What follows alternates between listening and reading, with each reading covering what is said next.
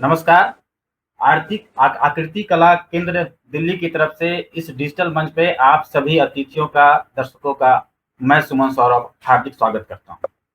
आज भिखारी ठाकुर की 50वीं पुण्यतिथि के अवसर पर ये हमारा ही बड़ा ही सौभाग्य का क्षण है, समय है, जब अपने अपने कला में महारत हासिल सिद्धस्थ विशेषज्ञ आज हमारे साथ जुड़े हुए हैं।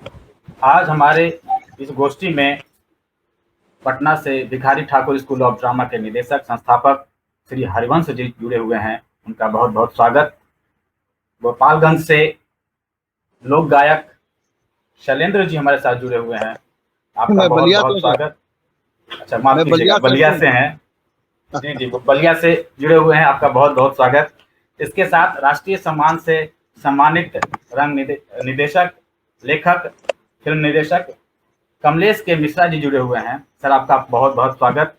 इसके साथ साथ विदेशिया नाटक की प्यारी सजनी की पर्याय 250 से ज्यादा नाटकों में अभिनय कर चुकी, विदेशिया के 250 से ज्यादा शो के इकलौती प्यारी सजनी। जब भी हमारे दिमाग में विदेशिया आता है, प्यारी सुंदरी, प्यारी सुंदरी, प्यारी सुंदरी, जब भी आता है तो शारदा सिंह का चेहरा नजर आता है। तो आपका बहुत बहुत स्वागत। छोटा सा परिचय इस आकृति कला केंद्र के बारे में। आकृति कला केंद्र दिल्ली में स्थापित सांस्कृतिक संस्था है जो लगातार संस्कृति के प्रसार के लिए कार्यरत है।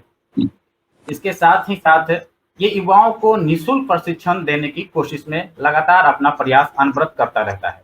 इनका मानना है, हमारा मानना है कि जो युवा हैं वो भारतीय कलाओं से, लोक कलाओं से जितना ज्यादा जुड़ेंगे, भारतीय संस्कृति को उतना ही फायदा होगा और हम अपनी जड़ को उतनी ही मजबूती से पकड़ के आगे की ओर बढ़ पाएंगे। इसी कड़ी में पिछले दिनों आकृति कला केंद्र ने कई आयोजनों को किया है।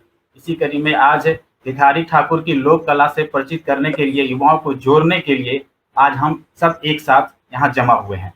सबसे पहले हम अनुरोध करेंगे भिखारी स्कूल ऑफ ड्रामा के वरिष्ठ रंग निदेशक, लेखक, 40 से ज्यादा नाटकों के लेखक श्री हरिवंश जी से कि आप अपना विचार भिखारी ठाकुर, उनके काम के का क्या रुझान है, और जिस समय आप लोग रंगमंच को युवा जब कर रहे थे, तो उस समय का जो रंगमंच था, भिखारी ठाकुर का जो लोकप्रियता थी, उनके काम करने का शैली था, उसे उसे किस प्रकार लोग ले रहे थे, और आज के युवा, कारण ये कि आप प्रशिक्षण में लगातार लगे हुए हैं। हमें याद है जब हम लोगों ने रंगमंच शुरू किया था तो भिखारी स्कूल ऑफ ड्रामा एक हम लोग के जहन में होता था, उनके नाटकों को देखने की इच्छा होती थी। भगवान मुसहर और भिनुसार नाटक मुझे आज भी याद है। तो एक जनता को खारिज करो मुझे याद आता है। तो मैं आपसे अनुरोध करूंगा, कृपया अपना विचार इस बारे में हमारे बीच रखें, साझा करें। सर। मुझे अच्छा लगा कि विभिन्न क्षेत्रों के रंगकर्मी, गायक और लेखक उपस्थित थे। एक दो चेहरे अभी नजर नहीं आ रहे हैं और जिनकी मैं अपेक्षा रख रहा हूँ तो उनकी उपस्थिति अगर रहेगी तो अच्छी। सर, थोड़ी आवाज थोड़ी सी कम आ रही है, थोड़ी सी आवाज कम आ रही है।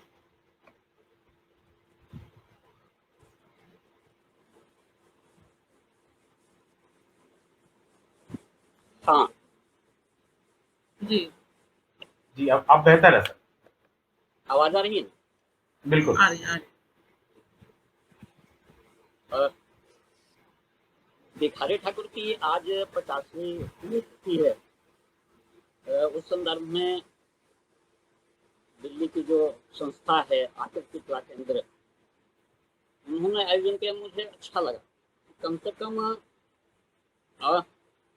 संवाद की पहलकदमी हो रही है ऐसे समय में जहां दहशत और सन्नाटे की स्थिति है। ठहराव नजर आता है और वैयक्तिक स्तर पर लोगों की बेचैनी और तलखियत भी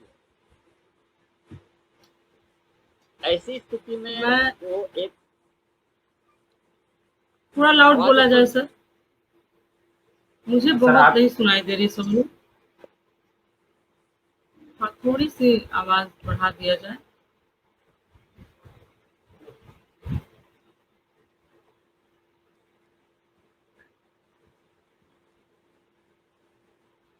हेलो। हाँ, मैं अपनी बातों को केंद्रित करूंगा भिखारी ठाकुर के समकालीन दौर और आज के संदर्भों को लेकर क्या बदलाव दिखाई दे रहे हैं और उस दौर में भिखारी ठाकुर की भूमिका कितना महत्व रखती थी। आवाज जा रही है मेरी? जी हाँ, जी बिल्कुल बिल्कुल।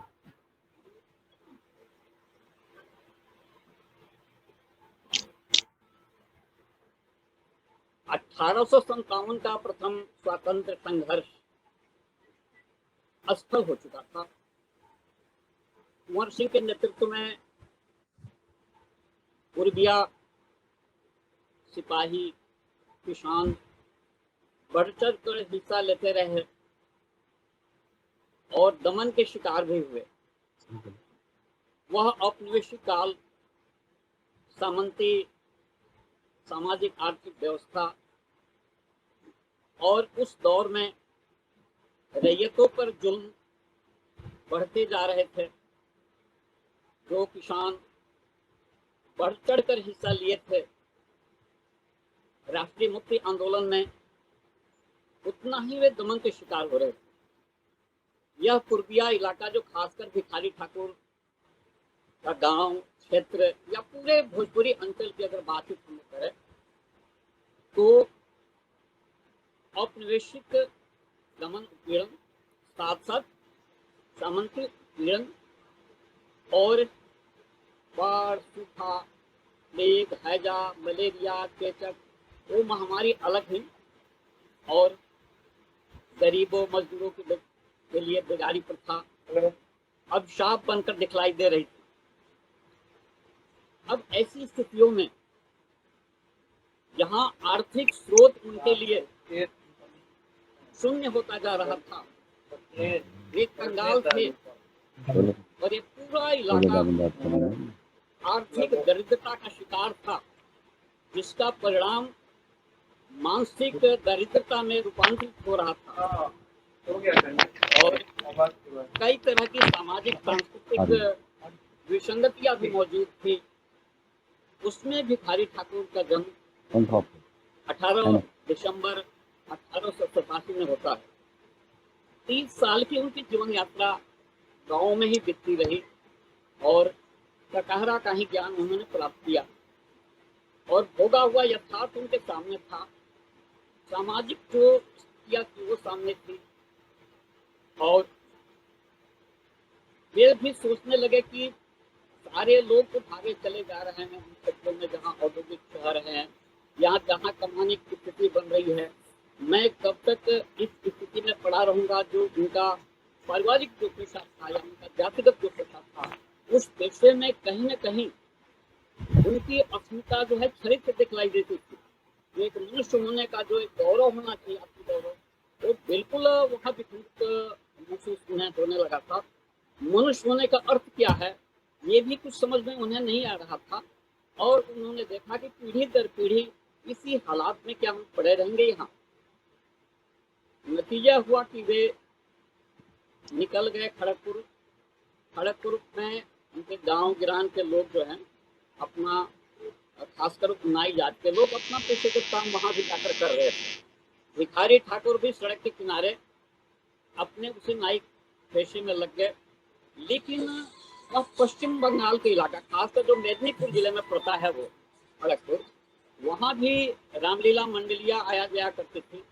रासलीला का भी प्रदर्शन होता रहता था और खासकर वैसे भी बंगाल जो था वह नव जागरण काल के दौर से ही वो सांस्कृतिक चेतना का स्तर वहाँ उन्नत था और खासकर साहित्य कला के क्षेत्र। रामलीला वो देखने जाया करते थे वक्त में, वह एक प्रभाव था। रासलीला भी उन्होंने देखी, साथ साथ यात्रा उनके लिए जो है वो चमत्कृत करने वाला पूरे दिखाई। इस तरीके से खुले मंच में चारों तरफ से दर्शक हैं घेरे रहते हुए और वो प्रदर्शन हो रहा था। वो चैतन्य महाप्रभु की जो चीजें सृजनशीलता थी वो यात्रा के रूप में वहाँ उन्होंने देखी। फिर वो खुद ही बताया है अपने रचनाओं में कि वो चले गए पूरी जगन्नाथ मंदिर, वहाँ उन्होंने दर्शन किया। वहाँ वो जाने के बाद देश के विभिन्न कोने से जो लोग आए थे उनके अपने गायन शैलियाँ थी, अपनी कीर्तन शैलियाँ थी, अपनी नृत्य शैलियाँ थी।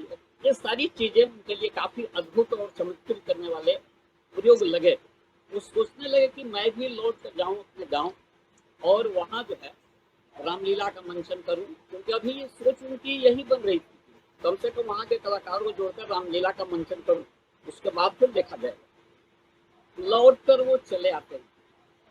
आने के बाद रामानंद जी उनके मित्र थे, एक तो सवर्ण जाति के आते थे, सामाजिक रूप से प्रतिष्ठित थे, खासकर रामायणी थे वे। उनकी मदद मिली और उन्होंने अपने गांव में रामलीला मंडली बनाई और 1917 से लेकर 1919 तक वे रामलीला का मंचन करते रहे। फिर उन्होंने सोचा कि इस रामलीला के मंचन और इसके कार्यक्रमों के आयोजनों से लेकर हमारा जो मकसद है, जो सामाजिक असंगतियां दिखलाई दे रही हैं, जो तरह तरह के सामाजिक उत्पीड़न हो रहे हैं, उन संदर्भों को लेकर तो मैं कुछ कर ही नहीं पा रहा। तो कम से कम इस सीमा को हमें तोड़ने की जरूरत है। तब जाकर उन्होंने इस पर काम करना शुरू कर दिया, लोगों से चर्चाएं भी की और बिरहा बहार की रचना उन्होंने की, जो हिंदी भोजपुरी में वो बिरहा शैली है। बिरहा शैली मुख्य रूप से जो भोजपुरी अंचल का जो क्षेत्र रहा है, जो छपरा से लेकर आगे आप बढ़ते चले जाएंगे, ये बलिया का जो पश्चिमी क्षेत्र है, फिर जो ये मऊ आजमगढ़ होते हुए वो मिर्जापुर बनारस तक को टच कर जाता है, जौनपुर के बीच में आ जाता है। तो ये बिरहिया शैली थी जिसमें कि धोबी धोबिन संवाद की एक शैली हुआ करती। धोबी धोबिन संवाद शैली को लेकर उन्होंने ये बिरहा बहार की रचना की, जो सामाजिक संदर्भों के साथ साथ वो आध्यात्मिक चेतना से भी जुड़ी हुई। इसका प्रदर्शन उन्होंने 2 साल तक वो करते रहे। उन्होंने स्वीकार भी किया कि पहला जो उनका प्रयोग था मुजफ्फरपुर में, जो सर्वमस्तपुर की वो बात करते हैं, उसमें वो ठीक से सफल नहीं हो पाए। उन्होंने कहा कि मैं ठीक से गा पाया था उसमें और न ढाल ही बजा पाया था, और उससे वो संतुष्ट नहीं। फिर भी लगातार वो प्रयोग करते रहे, कलाकारों को जुटाना उन्होंने शुरू कर दिया। और यह एक अजीब ही विडंबना भी है और एक संघर्ष का उन्हें मंच भी मिला कि उनके जो कलाकार थे वे अधिकांश दलित थे या पिछड़ी जातियों से आए हुए थे, मजदूर तबके के लोग थे, जो खुद ही अपने जीवन में संकटकालीन स्थिति में थे और संघर्ष कर रहे थे, और एक जिज्ञासा भी उनके अंदर। कोई चरवाही का काम करता था, कोई बनिहारी करता था, कोई साइकिल का पंचर की दुकान खोले था, कोई पान की दुकान खोले हुए था। तो ये सब जो है वो काम करते रहते थे। कोई खेती और मजदूरी का भी काम करता था। ये इन लोगों को इन्होंने जुटाया और इनको लेकर एक मंडली उन्होंने तैयार की, जो नाट्य मंडली के रूप में हुआ। के बाद उन्होंने देखा कि अब इस धोबी धोबी संवाद के जो आध्यात्मिक पक्ष है, यहाँ से अलग हटकर मुझे सीधे उन व्यवहारिक रूपों में उतरना होगा जो ग्रामीण क्षेत्रों में स्पष्ट रूप से दिखाई दे रही। जातियों के सवाल, जो विषमताओं के सवाल थे, पौनी पसारी के जो सवाल थे, महिलाओं के जो सवाल थे, वो सारी चीजें थी। चाहे वो दलित वर्ग की महिला हो, चाहे सवर्ण जातियों की महिला है, वो महिलाएं बिल्कुल पीड़ित थी वे, और विभिन्न संस्कारों में, तीज त्योहारों में जाते थे तो अपने माँ के साथ, पिताजी के साथ, वो सारी चीजें उन्होंने देखी थी। और उसको भी देखा था कि चाहे सवर्ण जाति की हो, चाहे दलित जाति की हो, भोर में जब सारी गाते हुए अपने दुख दर्द को दिन में वो बयान नहीं कर सकती थी, अपने सास ससुर के सामने, जेठ जेठानी के सामने प्रस्तुत नहीं कर सकती थी, लेकिन वो जब सारी में अपने दुख दर्द और क्षोभ को व्यक्त कर रही थी, वह भी एक समानांतर चीजें थी। उत्पीड़न के शिकार भोर में गांसा चलाते हुए उन दर्दों को, अपने गुस्से को व्यक्त कर रही थी। ये सारी चीजें वो देख रहे थे।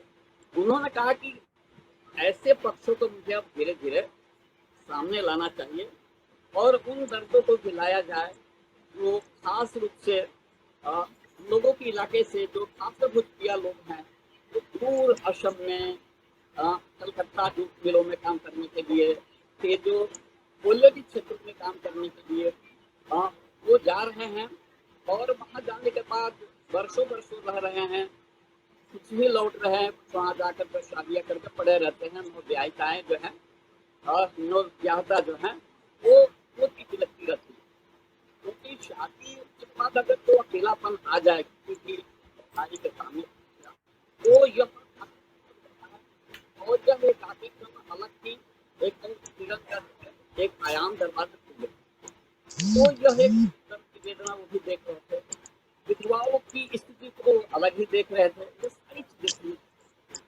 तब उन्होंने गुजरान का लिखा हुआ, उस समय जो सुंदरी विलाप करके भी वो चर्चाएं आई, कलयुग बहार नाटक उन्होंने अपने तौर तरीके से करना शुरू कर दिया। यह 1919 की बाद की चर्चा ये शुरू हो जाती है, और साथ साथ जो है बाकी रचनाओं पर भी वो ध्यान देना शुरू कर देते हैं, लेकिन 2-3 साल तक जो है वो कलयुग बहार पर काम करते हैं।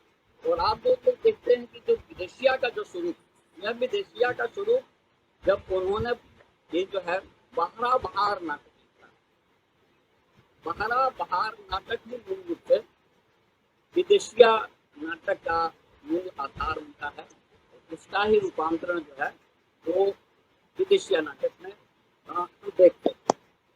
उसके बाद उन्होंने नारी विमर्श के भी कई सवाल उठाए, जब गबर निचोड़ जो उनका आया, जैसे कि आज आप देखते हैं नारी विमर्श को लेकर तरह तरह की चर्चाएं होती है, यहाँ तक कि नारी मुक्ति चेतना, नारी मुक्ति आंदोलन का सवाल अब वो जो अंग विमर्श में सिमट आया है, और वह एक फिर उसको भी डाइवर्ट करके अश्लीलता के रूप में उसका प्रदर्शन हो रहा है।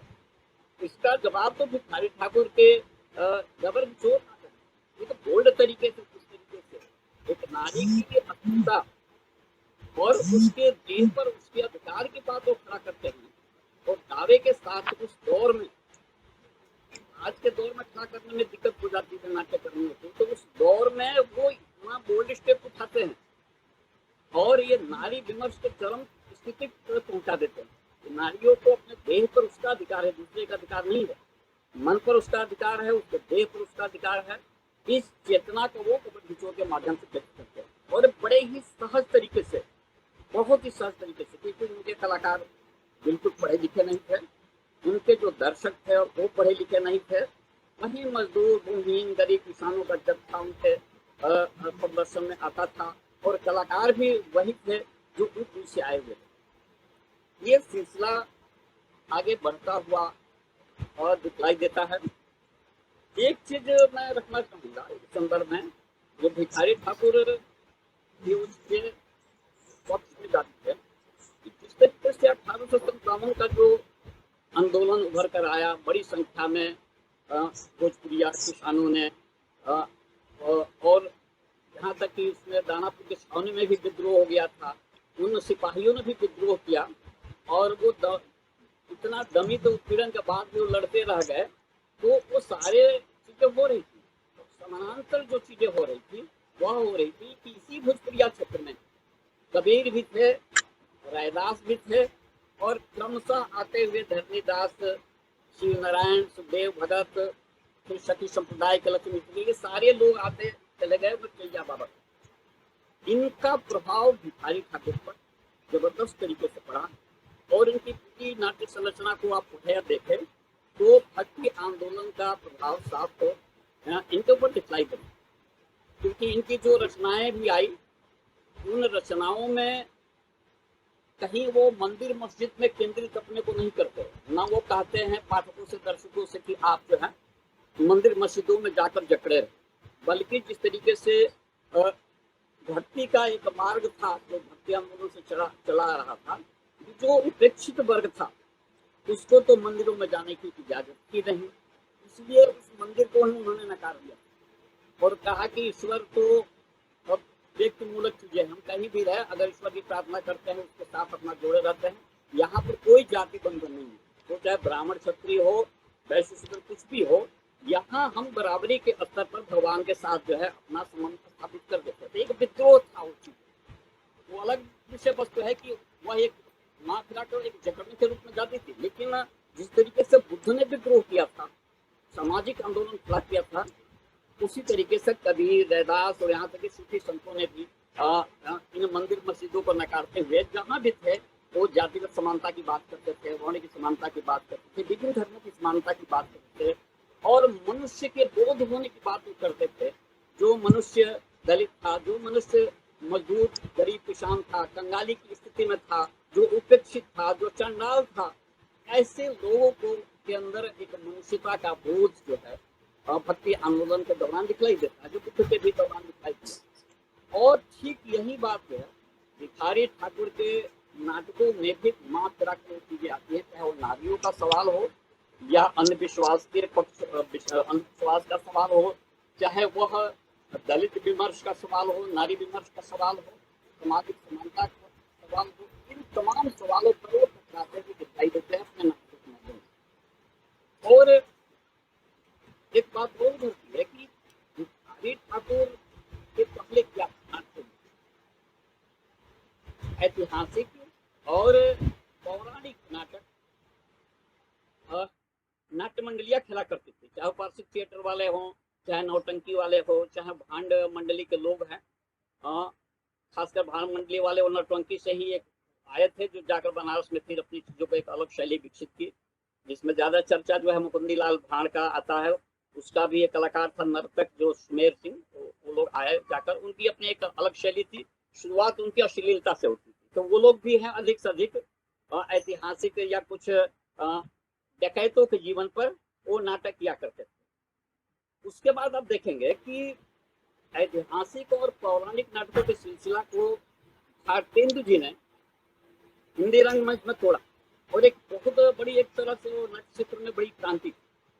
फिर देखा गया कि जो आते आते 1917 के बाद से ही भिखारी ठाकुर के नाटक सामाजिक संदर्भों से जुड़े हुए दिखाई देते हैं।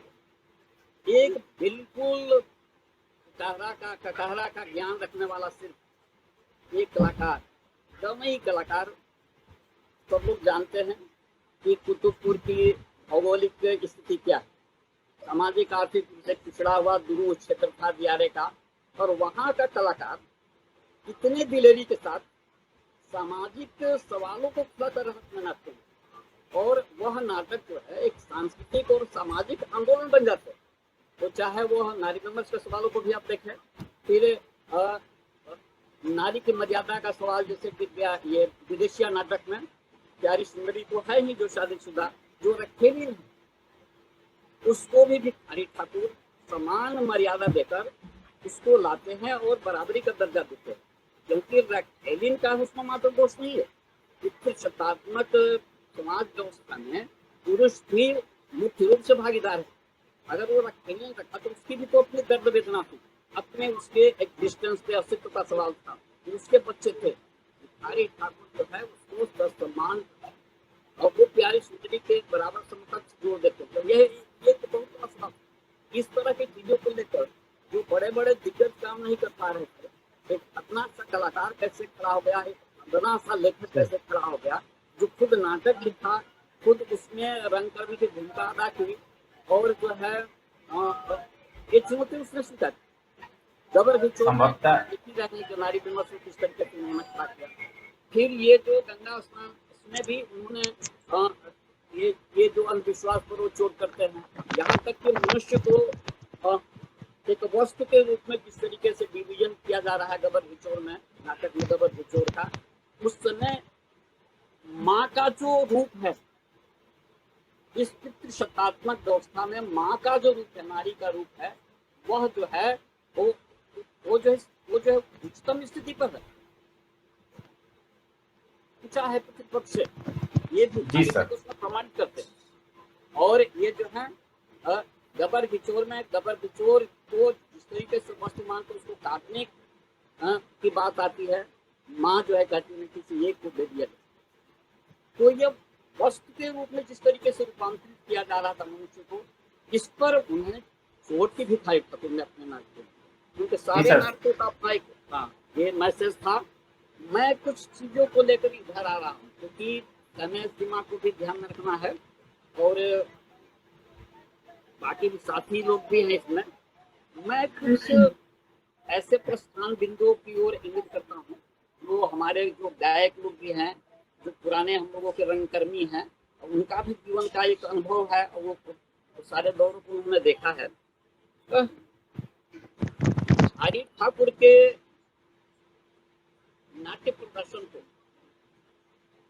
लौंडा नाच के रूप में जिस तरीके से इंगित किया जा रहा है और उनकी जो संपूर्णता को एक ऐसे बिंदु पर लाने का प्रयास किया जा रहा है और जिसमें साफ साफ दिखलाई देता है कि एक सामंती सोच यहाँ पर मौजूद है और जो एक नाटक जो भूमिका है सामाजिक और सांस्कृतिक आंदोलन खड़ा करने की, उसको क्षरित करने का प्रयास किया जा रहा है। और ये एक मुझे अजीब सा यहाँ पर लग रहा है कि नृत्य की बात तो एक असीम बात है और सारे नाट्य कर्मी रंगकर्मी इसको समझते हैं, जो राजन पर जाकर काम कर रहे हैं, पढ़ भी लिख रहे हैं कि पूरी प्रकृति और समाज व्यवस्था के बीच ये नृत्य का अस्तित्व और उसकी तमाम विधाएं भी समाज में मौजूद रही। भिखारी ठाकुर के दौर में जो नृत्य संरचनाएं थी उसमें परंपराशील भी नृत्य विधाएं थी, जो तीज त्योहारों पर, पर्वों पर, विभिन्न उत्सवों पर, विभिन्न संस्कार के समय में वो चीजें होती रही। आदिवासियों के भी नृत्य रहे, तो बाकी भी अन्य जातीय समूहों के भी नृत्य रहे, वे सारी चीजें रही। लेकिन हरि ठाकुर इन नृत्य विधाओं का उन्होंने उपयोग किया इसमें और देह विमर्श अंग विमर्श तक, उस अंग विमर्श को जो है वो पुत्र सत्ता के गिरवी रख देने के लिए नहीं था। हरि ठाकुर उस दौर में नृत्य का नाच का प्रयोग करते थे। फिर वो जो विभिन्न जगहों पर घूमे थे, जो विभिन्न परंपरा से जो नृत्य शैलियां आ रही थी, बोली के बीच में, चिंता के बीच में या विभिन्न तरह के जाति समूहों के बीच में, वो सारी चीजों के निचोड़ को उन्होंने देखा और अपने नाट्य प्रदर्शनों, नाट्य संयोजन के साथ उसको एक भाव नृत्य के रूप में पालने का प्रयास किया।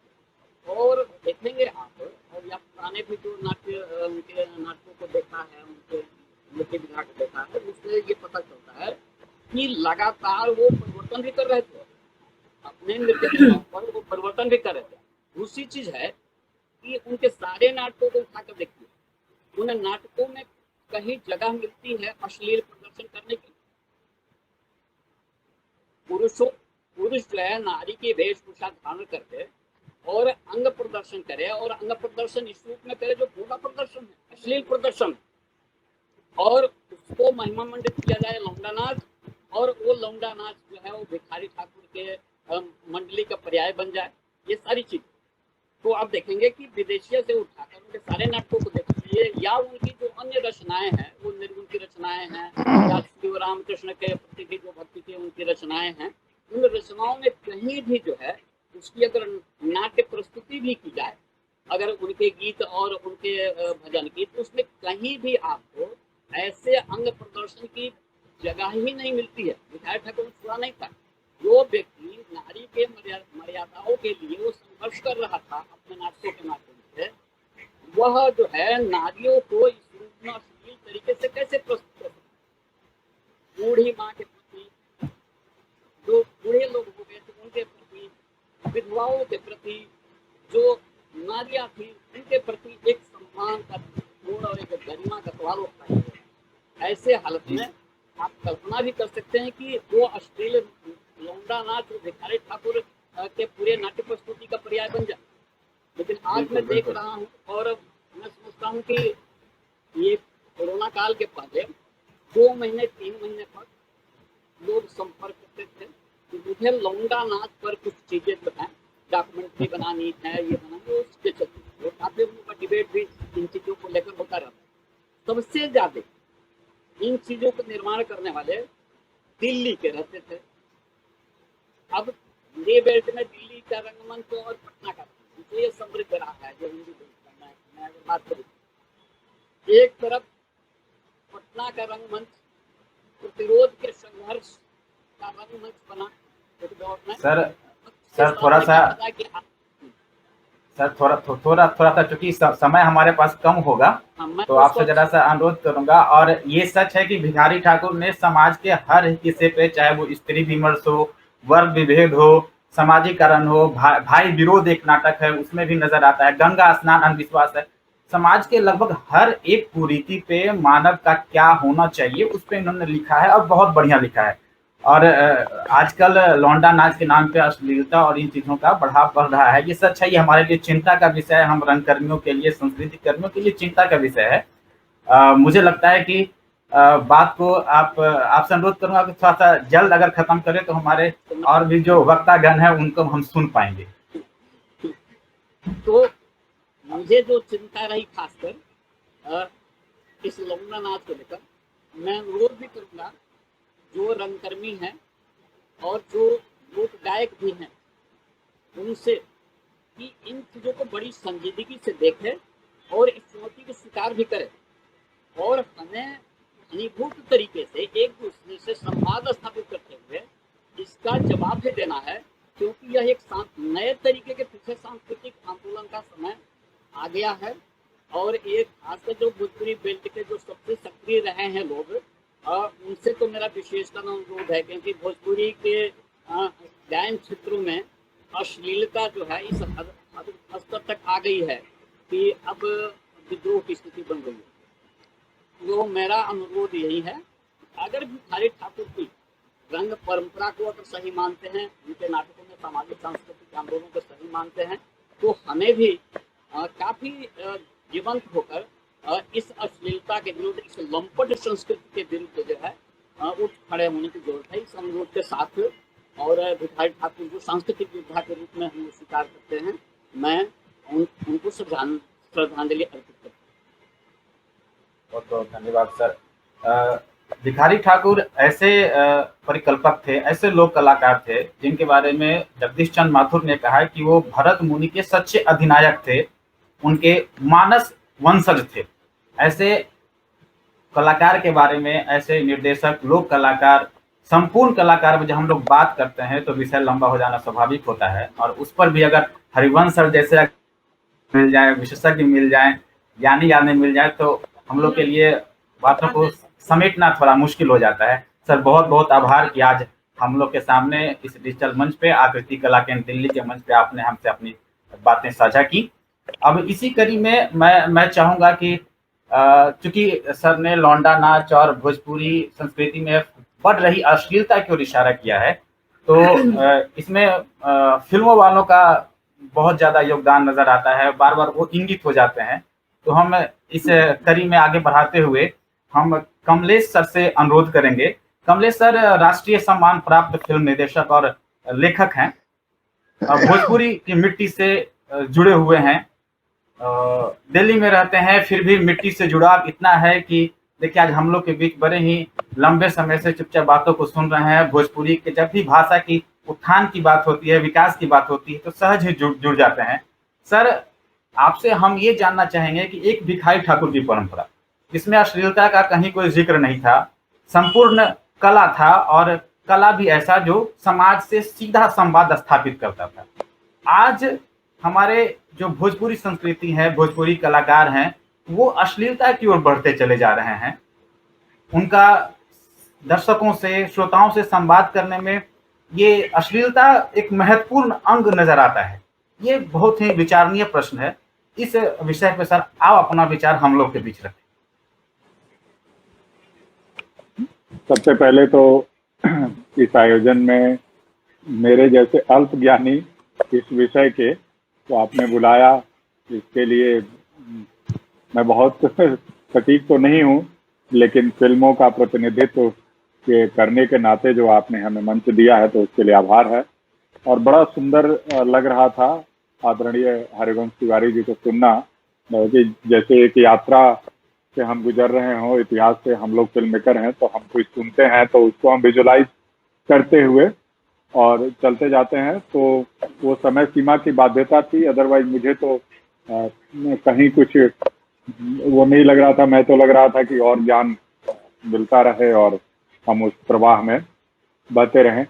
जहाँ तक विषय आई कि आज के दौर में जो अश्लीलता की बात, जो खासकर भोजपुरी ऑडियो विजुअल मीडिया है, मैं फिल्मों की बात सिर्फ न करके मैं पूरे ऑडियो विजुअल मीडिया की बात करूंगा, जिसमें गायन और जो फिल्में हैं वो दोनों समाहित हैं। तो उसको लेकर के यदि हम संदर्भों को रख लें कि भिखारी ठाकुर जी के, तो उसका दूर दूर तक कोई लेना देना नहीं है। जो लोग भोजपुरी को लेकर के ये जानते हैं कि ये बहुत ही सतही बोलचाल की भाषा है, जिसमें जितने अश्लील शब्द या अश्लील प्रतीकात्मक शब्दों का इस्तेमाल करके हम लोक मनोरंजन का साधन पेश करेंगे, वो निश्चित तौर पे उनको भिखारी ठाकुर का रति भर भी इल्म नहीं है। जबकि हुआ ये भी है कि बहुत सारे पीछे एक विवाद हुआ था, बहुत सारे ऐसे गायक भी थे हैं जिन्होंने दावा किया कि हाँ, अब हम भिखारी ठाकुर का प्रतिनिधित्व करेंगे,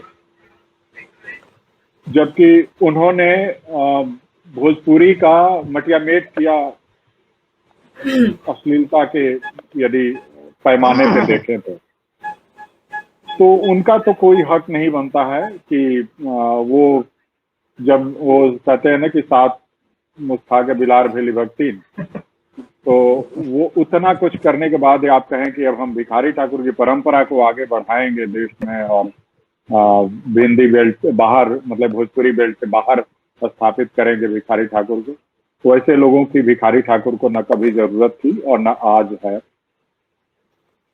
बहुत सुखद बात यह है कि जो सोशल मीडिया का पावर है और जो ऑडियो विजुअल मीडिया का पावर है और जो तकनीक का जो आईटी तकनीक का जो पावर है, उसने निसंदेह भिखारी ठाकुर को एक राष्ट्रीय मंच दिया है।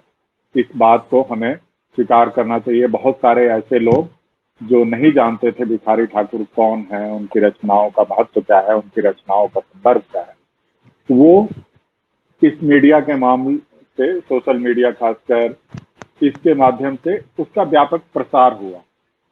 तो ये मीडिया का पावर है। जो अश्लीलता की जहां तक जो मैंने बात आप लोगों ने उठाई थी, मैं जल्दी से अपनी बात खत्म करूंगा। मैं फिर वहीं आऊंगा कि उनको भिखारी ठाकुर का बिल्कुल इल्म नहीं है।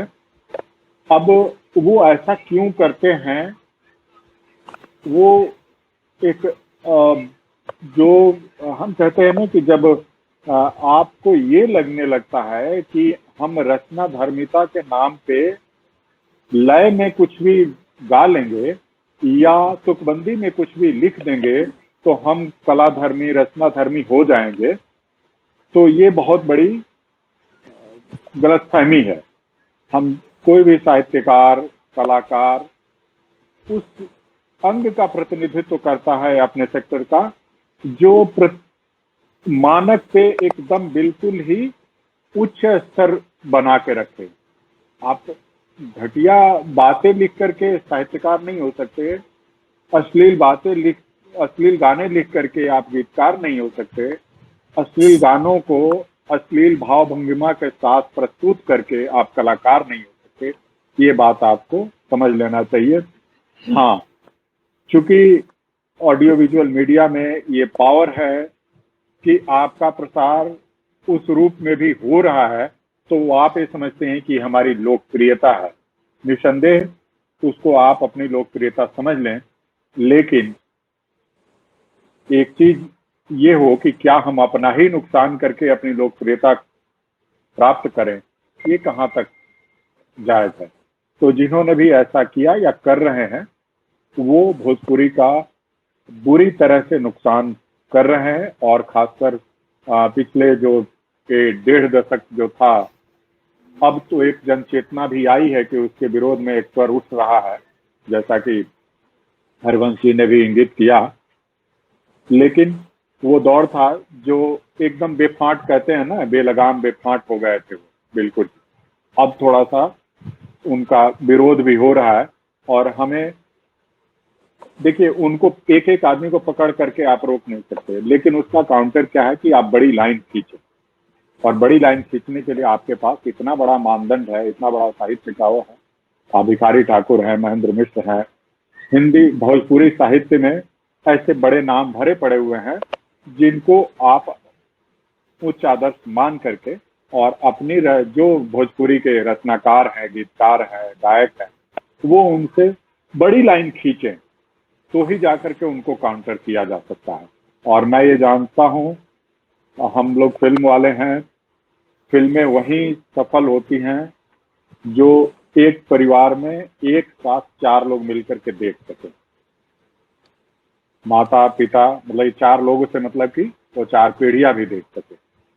तो वो 4 पीढ़ी एक साथ यदि कोई चीज बैठ करके देख सकती हो तो वही सबसे ज्यादा सफल है, और वही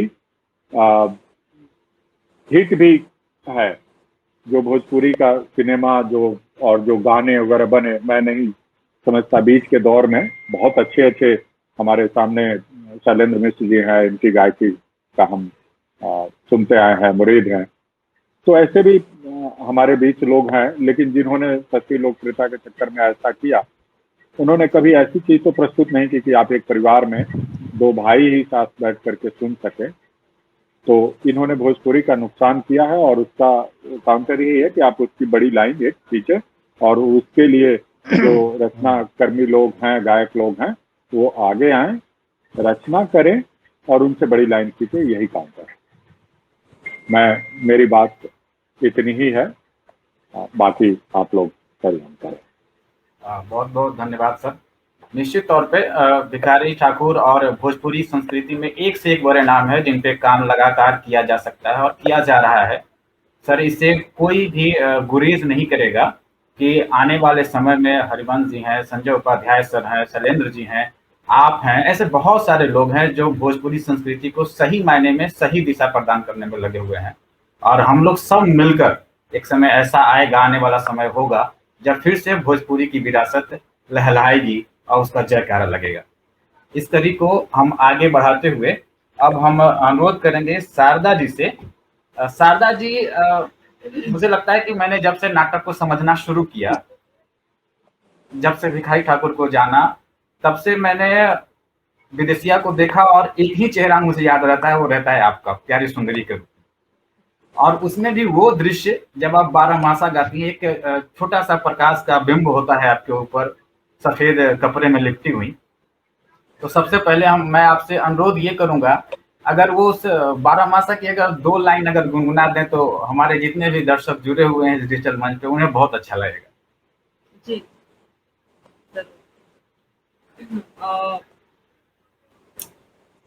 अभी इतनी अच्छी अच्छी बातें मैंने सुनी, थोड़ा कान और ध्यान उधर ही था, अब वहाँ से मुझे हटना पड़ेगा। सबसे पहले हम ये कहना चाहेंगे कि हम सब इकट्ठा हुए हैं इस आपके आकृति कला केंद्र दिल्ली के मंच पे। मैं उस मंच की ओर से भिखारी ठाकुर जी की 50वीं पुण्यतिथि पर उनको नमन करती हूँ, और जितने भी आप लोग विद्वान गण हैं सबको मेरे प्रणाम। मुझे लगता है कि सब आप बड़े ही हैं, हमसे सभी गण हैं। अच्छी अच्छी बातें मैंने सुनी। मैंने हरिवंश जी की जो यात्रा, जो बातें सुन रही थी, तो मुझे लग रहा था मैं इमेजिनेशन में चली गई थी, क्योंकि मैं अभिनेत्री हूँ। बातें सुनते सुनते मैं जो भी मैंने पढ़ा है, जो भी सुना है, जो भी किया है भिखारी ठाकुर जी के लिए, वो मेरे आंखों के सामने साकार होता चला जा रहा था। किस तरह उन्होंने स्ट्रगल देखा, किस तरह उन्होंने पलायन देखा, किस तरह उन्होंने नारी की संवेदनाओं को महसूस किया, किस तरह उन्होंने बहुत सारे चरित्र और पात्र को देखा और उन्होंने लिखा। ये सब सामने आ रहा था, तो अच्छा लगा। और मैं अभिनेत्री हूँ, इसलिए मैं अपने अभिनय के बारे में थोड़ी सी बातचीत करना चाहूँगी, विदेशिया के बारे में बातचीत करना चाहूँगी, क्योंकि आपका आज का जो सब्जेक्ट है तब और अब, तो उस पर थोड़ी सी हम बोलना चाहेंगे कि अभी हमने सुना भोजपुरी अश्लीलता की बातें मैंने सुनी, साहित्य अश्लीलता की बातें मैंने सुनी। तो उस विषय पे मैं बहुत नहीं जाना चाहूंगी, क्योंकि जहाँ अश्लील है वहाँ अश्लील है, और डिपेंड निर्भर करता है कि हम क्या खाएं। क्या हमें देसी खाना पसंद है, या हमें विदेशी चीजें पसंद है, हमें अश्लील देखना पसंद है, हमें अश्लील देखना पसंद है। ये कमोबेश हम पे भी निर्भर करता है। इस पे बहुत ज्यादा बातचीत करेंगे तो लीक से हट जाएंगे। तो हम ये कहना चाहेंगे कि विदेशिया जो नाटक है मेरे लिए, वो मतलब मुझे ऐसा लगता है कि जब मैं प्यारी सुंदरी करती हूँ तो मुझे सचमुच मेरे रोंगटे खड़े हो जाते हैं।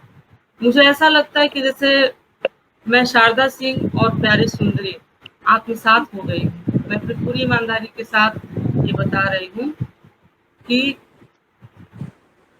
अभिनय जब से मैंने शुरू किया, उस यात्रा के बाद शुरुआत में मैंने क्षेत्रीय रंगमंच से अपना जुड़ाव रखा। चूंकि मैं मैथिल हूँ, मैं मिथिलांचल से बिलोंग करती हूँ, मैं आप सभी को बता दूं।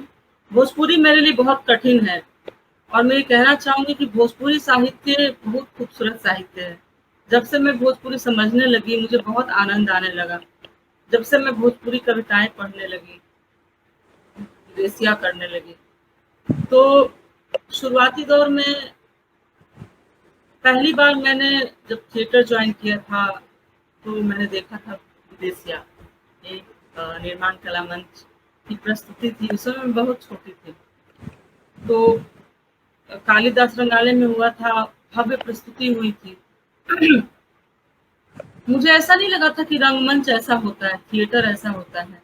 लग रहा था जैसे कि कोई महाकाव्य है जिसके पन्नों को उल्टा जा रहा है, पलटा जा रहा है, और एक एक दृश्य हमारे सामने आता जा रहा है। और सीमा वर्मा जी कर रही थी प्यारी सुंदरी, मतलब कमाल का प्रेजेंटेशन था। सीमा जी कमाल गायिका है, मैंने बहुत कुछ सीखा उनसे। जब मैंने प्ले देखा तो बहुत दिनों तक मैं सोचते रही कि क्या भिखारी ठाकुर जी मतलब क्या थे, उनकी रचनाओं में, उनकी कलम में ऐसा क्या था, उन्होंने ऐसा लिखा, इस तरह के नाटक लिखे जिसमें कि दो नारियां, एक नारी जो है वो पति के जाने के बाद और 15 साल तक इंतजार करती है और कभी भी विचलित नहीं होती है। उस प्यारी सुंदरी को समाज ने कितना ताना दिया होगा, इसका एक छोटा सा उदाहरण देवर के रूप में आता है। तो उसके सतीत्व को जो खत्म करना चाहता है, लेकिन वो ऐसा नहीं होने दी। तो उस चरित्र में हमने सीता, हमने अहिल्या, हमने और भी कई भारतीय नारी को देखा। बहुत अजीब सी अनुभूति थी वो। और दूसरी तरफ वो महिला, अभी सर ने भी कहा कि भिखारी ठाकुर जी ने ये साबित कर दिया कि समाज में नारियों का सम्मान होना चाहिए। और बाकायदा उन्होंने लिखा भी कि उन्होंने दूसरी शादी करके, और जब उस वक्त उस तरह के महिलाओं को रखेलिन कहा जाता था, जिसको उन्होंने पत्नी का दर्जा दिया, नारी सम्मान किया, ये अपने आप में बहुत बड़ी बात है। और पूरे नाटक की बुनावट जो है वो तो है ही, और श्रृंगार रस प्रधान है, विरह रस की प्रधानता है इसमें। तो मेरे लिए ये एक अद्भुत एक्सपीरियंस था, अनुभव था। उसके बाद मैं भिखारी ठाकुर जी के रचनाओं को पढ़ना मैंने शुरू किया, एक एक नाटक को पढ़ा, और मुझे लगता था कि क्या मैं कर पाऊंगी इस कैरेक्टर को, क्या मुझे एंट्री मिल पाएगा। फिर मैं दूसरी पत्नी का मैंने कुछ रोल किया उसमें, उसकी अलग अनुभूति मुझे है। बाद के दिनों में चूंकि मैं गायिका नहीं हूँ, गा लेती हूँ, गायिका नहीं हूँ, मैं अभिनेत्री हूँ, मेरी भाषा अलग है। ये सब मैंने धीरे धीरे सीखना समझना शुरू किया, और उस रस की चाशनी में मैं डूबी जब प्यारी सुंदरी की। और मैंने ये देखा कि ये जो भिखारी ठाकुर का विदेशिया है, इसका कभी अंत नहीं हो सकता है। ये जिस तरह की कालजयी नाटक है, तो तब और अब की बात अगर हम करें तो तब की जो सामाजिक सामाजिक संरचना भिखारी ठाकुर ने देखा था, जिसमें उन्होंने भौतिकतावाद या आर्थिक रूप से जो उन्होंने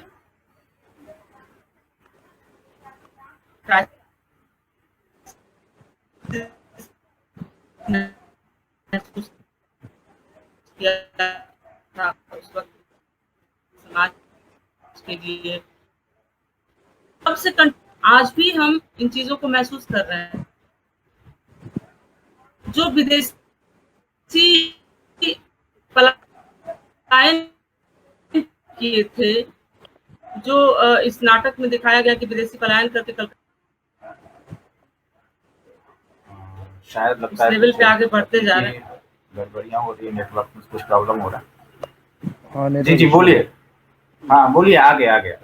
जी, तो मैंने ऐसा महसूस किया है कि तब के जो कंटेंट है और आज के कंटेंट है, कहीं ना कहीं अलग नहीं है। आज के समाज की जो संरचना है वही है जो पहले भी थी, जो भिखारी ठाकुर ने आज से 100 साल पहले लिखा है। तब की नारी की जो मनोदशा थी आज भी वही है और शायद होता रहेगा। उसका स्वरूप भले ही बदल गया। तो भिखारी ठाकुर की रचनाएं तो कालजयी हैं ही। भिखारी ठाकुर खुद भी उस जर्नी में है कि उनको कभी हम लोग भूल नहीं पाएंगे। हम जब ये नाटक लेकर बाहर जाते हैं, हमने इसके करीब अभिनेत्री तो अपने आप को महसूस करती हूँ कि मैंने एक नया शो किया, लेकिन मैं दर्शकों की अनुभव आपको बता रही हूँ कि दर्शक जो इस तरह की भीड़ रहती है, अगर मुझे लगता है कि सप्ताहों अगर वो विदेशिया किया जाए तो दर्शक कभी भी बोर नहीं होंगे हैं। दर्शक, महिलाएं नाटक से कनेक्ट होती हैं क्योंकि इस नाटक इतना विभोर जाते हैं दर्शक इसको देखते देखते कि शायद महिलाएं तो फूट के रोती हैं, पुरुष भी रोते हैं। मैं बता नहीं सकती हूँ, अद्भुत है ये नाटक। बोलते हुए मेरे आंख छलक जाते हैं, तो करते हुए पता नहीं मैं क्या महसूस करती हूँ।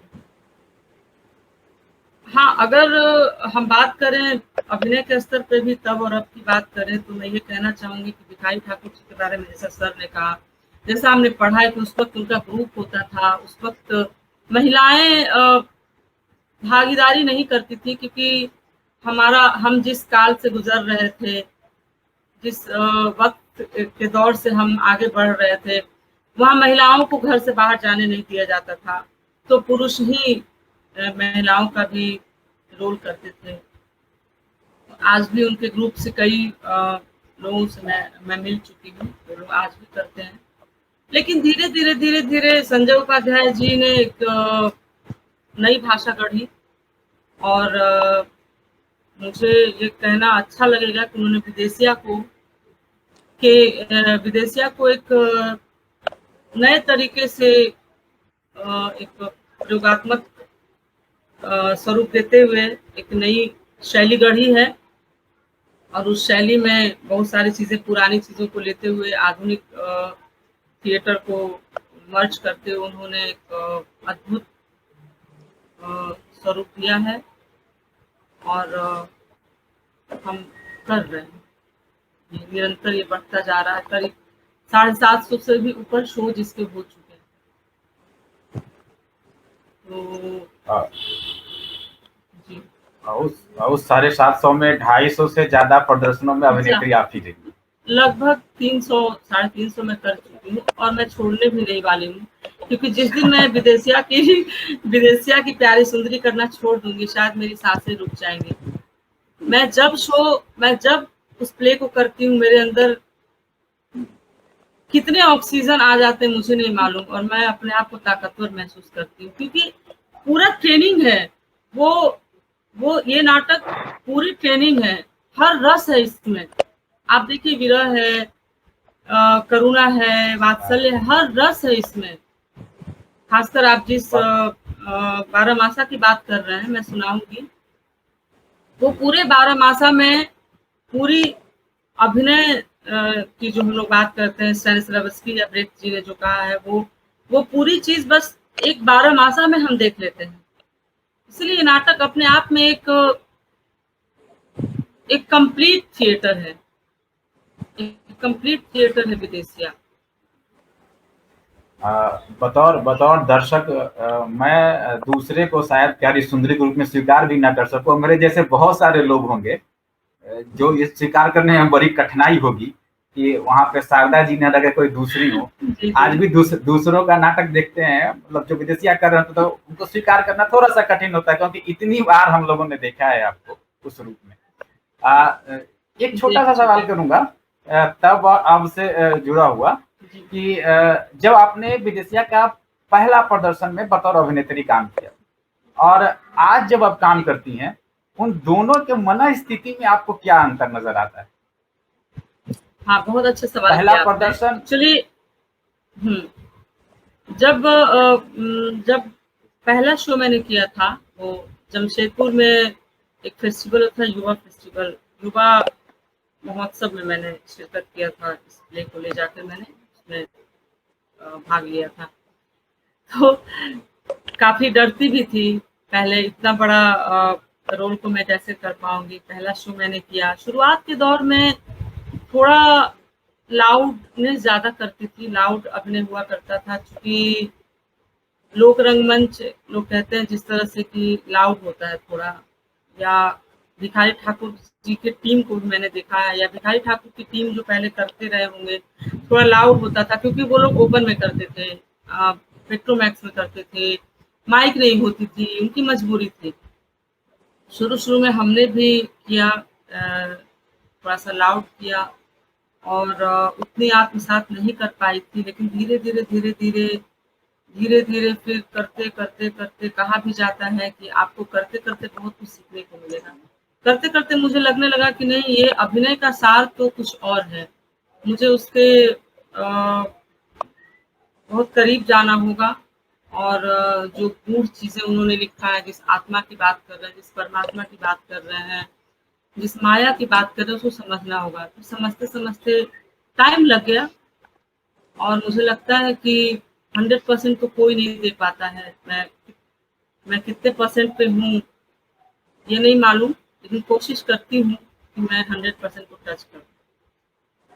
आप कितने परसेंट में है, इसके लिए एक आलेख में माथुर जी लिखते हैं कि भिखारी ठाकुर कितने पॉपुलर थे, उनका नाटक अश्लील था या शील था, इसका जवाब इससे होता था कि उनके नाटकों को देखने के लिए 15-15 हजार लोगों की भीड़ लगी होती। जी बिल्कुल। तो ये आप अभिनय में कितने परसेंट हैं ये छोड़ दिया जाए, दर्शक आप जब देखते हैं। मैं आपको बता रही हूँ नवीन जी कि वैसे क्षेत्र में जहाँ की लोग भोजपुरी नहीं समझते हैं, इवन साउथ में हम लोगों ने साउथ में शो किया है, दक्षिण भारत में भी इस शो को मैसूर लेकर गए थे हम लोग, वहाँ शो किया है। ऐसे ही गैर भोजपुरी इलाके में मैंने शो किया, कलकत्ता में खाटी बंगाली लोग रहते हैं, वहाँ हमने शो किया है। लेकिन वो पूरे 1.5-2 घंटे की अवधि में लोग पिन ड्रॉप साइलेंस रहते हैं, और स्टैंडिंग ओवेशन मिलता है हम लोग को लास्ट में। वो समझते हैं, भाव समझते हैं, भाषा समझते हैं, शैली समझते हैं। तो ये इस नाटक की खूबी है। भिखारी ठाकुर के सभी रचनाओं में ये खूबी है कि वो दर्शक से सीधा संवाद स्थापित करते हैं, बड़े सहज भाव में, बड़ी सरलता से दर्शकों को अपने में समाहित कर लेते हैं। अब थोड़ा सा ना बातचीत को थोड़ा सा समेटने की कोशिश करते हुए आपसे अनुरोध करेंगे। मैं 2 लाइन सुना देती हूँ। जो गाना मुझे बहुत आकर्षित करता है, मैं सुना देती हूँ।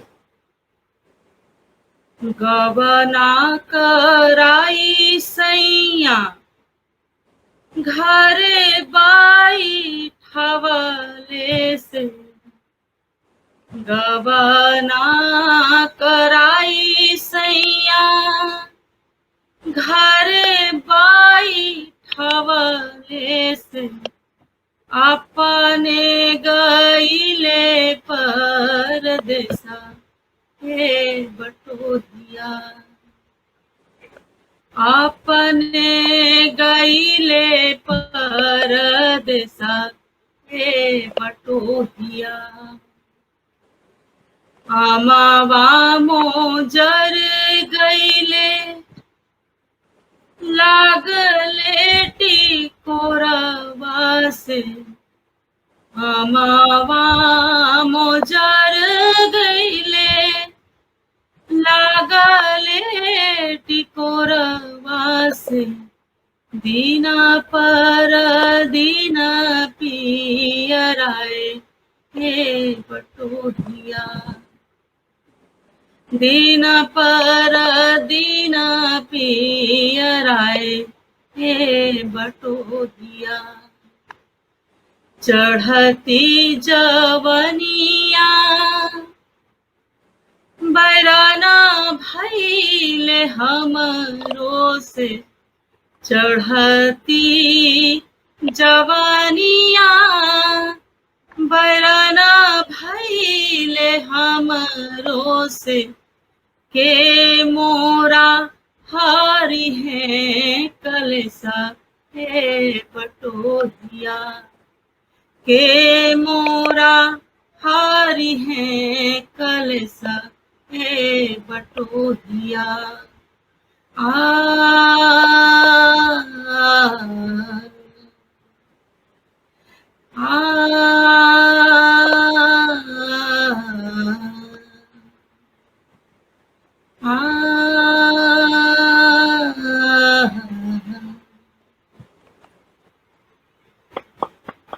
बहुत बहुत धन्यवाद मैम आपका।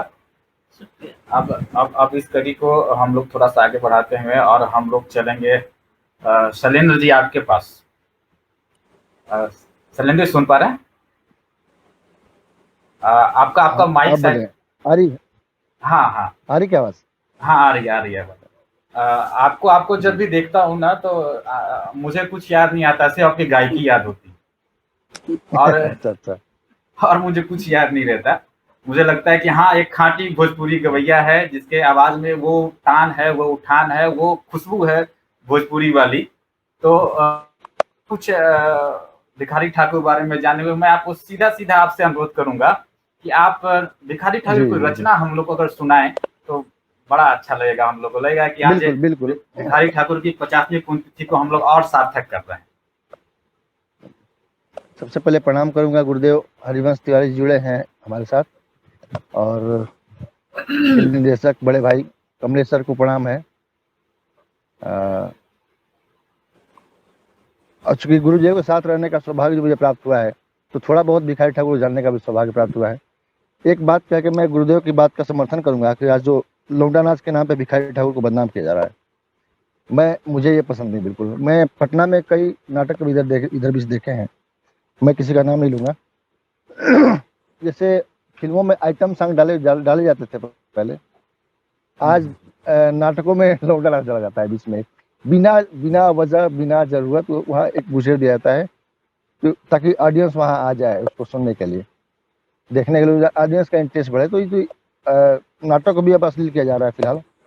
फिलहाल मैं वक्ता तो नहीं, भाषण दूंगा नहीं, एक गीत सुनाता हूँ, एक गीत विदेशिया से सुनाता हूँ जो नाटकों में अक्सर अछूता रह जाता है, वो गीत मैं सुनाता हूँ।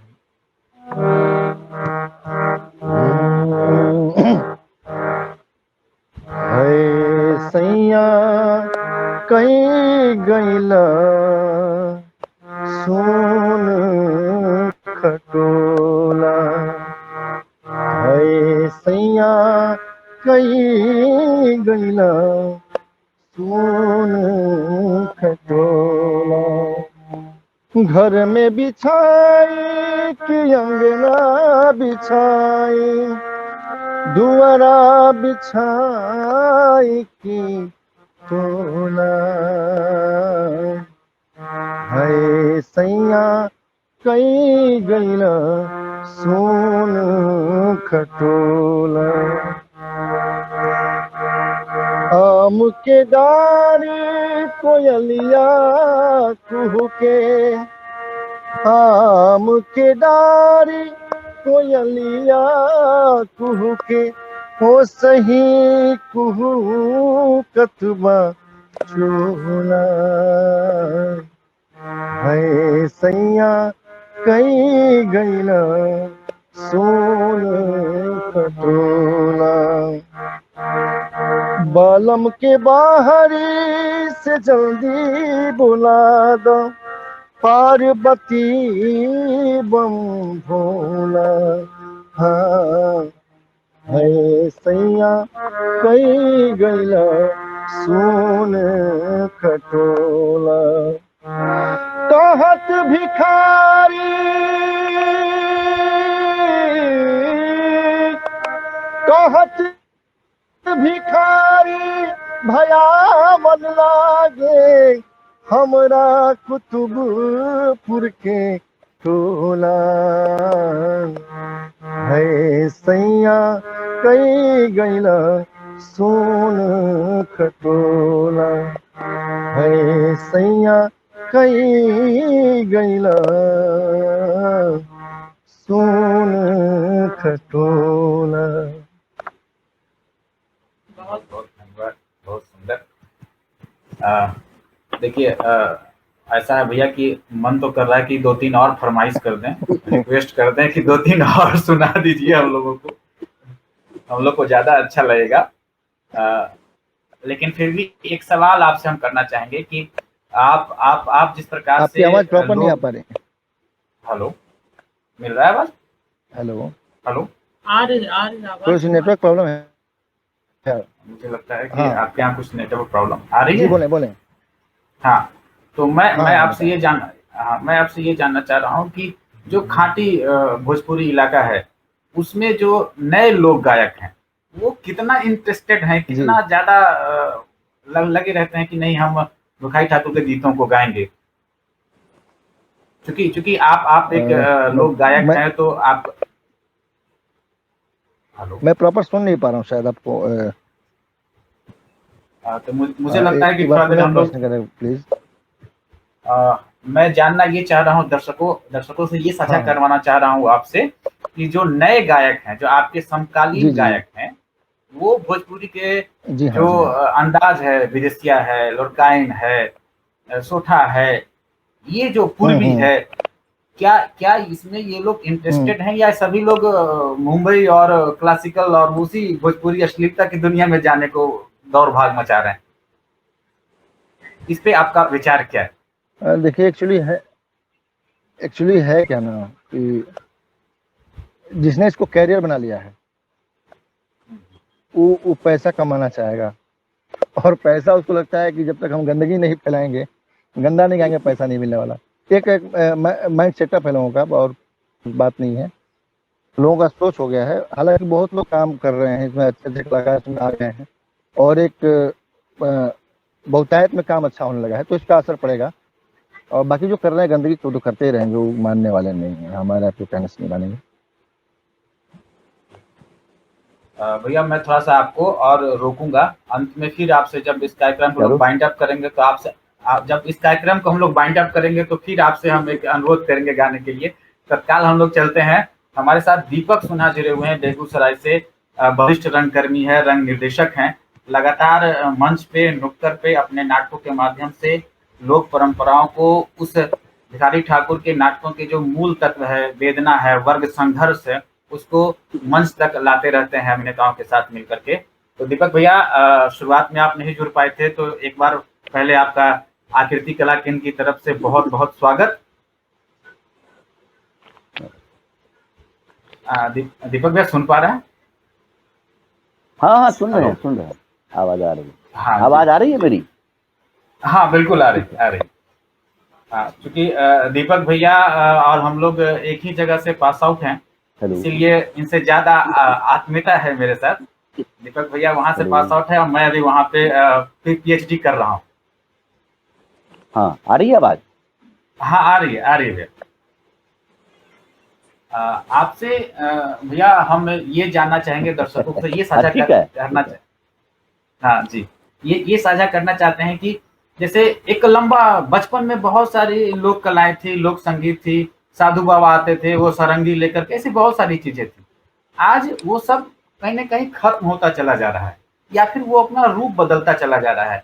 तो आपकी ज़हन में ऐसी लोक कलाओं का क्या कुछ याद है कि वो लोक कलाएँ अब किस रूप में बिगड़ती चली जा रही हैं या उनका विकास हुआ है?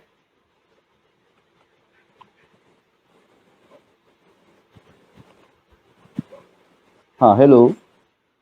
हाँ, जी, जी। हाँ हेलो। सुन पा रहे हैं भैया? सुन पा रहे हैं भैया? देखिए, हाँ सुन रहे हैं, बिल्कुल बिल्कुल सुन रहा हूँ। मेरी आवाज आ रही है ना? हाँ, बोलिए आ भैया। रही। सबसे पहले तो सबका स्वागत है इसमें, मेरी ओर से प्रणाम और हरबंश सर को सलाम। और लगातार हरबंश सर से बातचीत होती रहती है चैटिंग के हिसाब से। शारदा जी को मैंने कई बार देखा, आपसे मेरा परिचय है। ये दो जो हमारे फिल्म मेकर हैं और म्यूजिशियन जो म्यूजिक सिंगर हैं, उनको मैंने पहली बार सुना, लेकिन नाम मैं जान रहा था इनको। आपका भी स्वागत। देखिए, मैं आपने जो सवाल किया उस पर मैं आऊँगा। उसके पहले मुझे लगता है कि एक चीज़ जहाँ पर से हरवंश सर ने बात की शुरुआत की थी, मैं वहाँ जाना चाहता हूँ। बिल्कुल, देखिए, भिखारी ठाकुर ने जो लिखना शुरू किया या फिर गाना शुरू किया, उसके मूल में कौन सी बातें हैं उसको ध्यान देने की जरूरत है।